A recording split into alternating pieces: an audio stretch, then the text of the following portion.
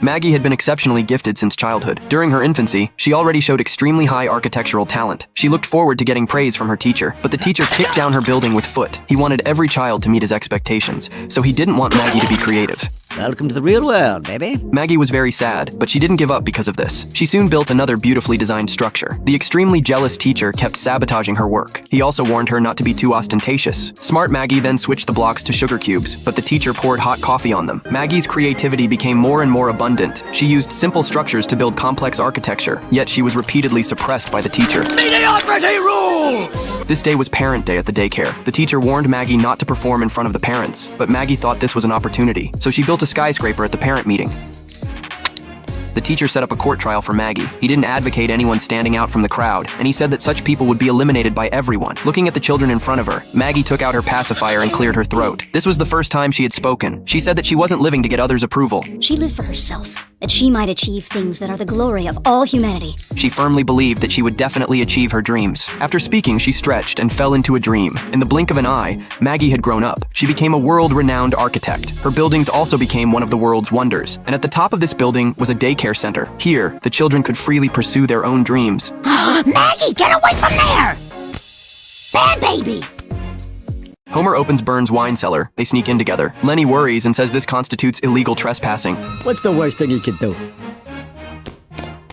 The wine cellar houses many fine wines from around the world. Carl picks out one bottle. Lenny opens a bottle larger than his. Homer wants to challenge the extra-large bottle. When he learned that the bottle of wine was worth $60,000, he was very happy. I'm drinking my celery! Yeah, but don't some of that go to income tax? Yeah, you're right. The government taking my hard-earned stolen wine and spending it on that no-good floor. I hear that. The three drunkards throw a party in the wine cellar. The floor is a complete mess. Homer even smashes Burns' collection to pieces. This provides a good outlet for his anger. When Burns discovers this, he feels extremely shocked. So he asks Smithers to call the police immediately. The police quickly arrive. The three men, completely oblivious, are still sleeping on top of famous paintings.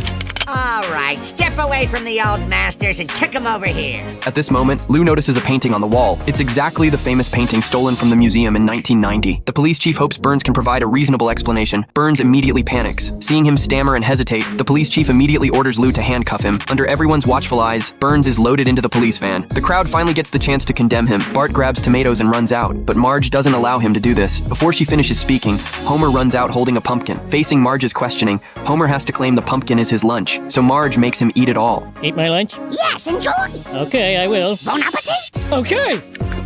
Not air bites, real bites. Oh. Homer spent a fortune building a dinosaur-themed boat. The mayor personally presided over the opening ceremony of the party. Homer threw around gold coins and jewels like a king. Abe was having a great time on his own. Marge reminded Homer if he had forgotten to invite Flanders. Homer was particularly reluctant because Flanders wouldn't wear the clothes he had prepared. Then he reluctantly invited Flanders to join the fun. But Flanders turned out to be a party pooper. Everyone was partying wildly, but he kept track of time and told people the party was over. The next day, the Simpson family's yard was a mess. Maggie was sleeping in a shell. After being heavily drunk, everyone sobered up. Homer drank the remaining beer. He was proud of the grand party he had thrown, but Marge looked worried. She looked at the loan bill in her hand and didn't know what to do. It turned out that Homer had mortgaged the house for a loan just to throw this grand party, so they went to the loan company to inquire. Here's your new monthly payment. That number's so big it has a comma. Oh, wait, I left out a zero. Only then did Homer realize he had been deceived because they couldn't afford the huge loan. The Simpson family's house was put up for auction. Marge was very sad. There were loving memories of the family everywhere here. The walls recorded the children's heights and Homer's waist measurements. She couldn't help but burst into tears. This is so hard because I always thought Mom was the strong one. She is, look.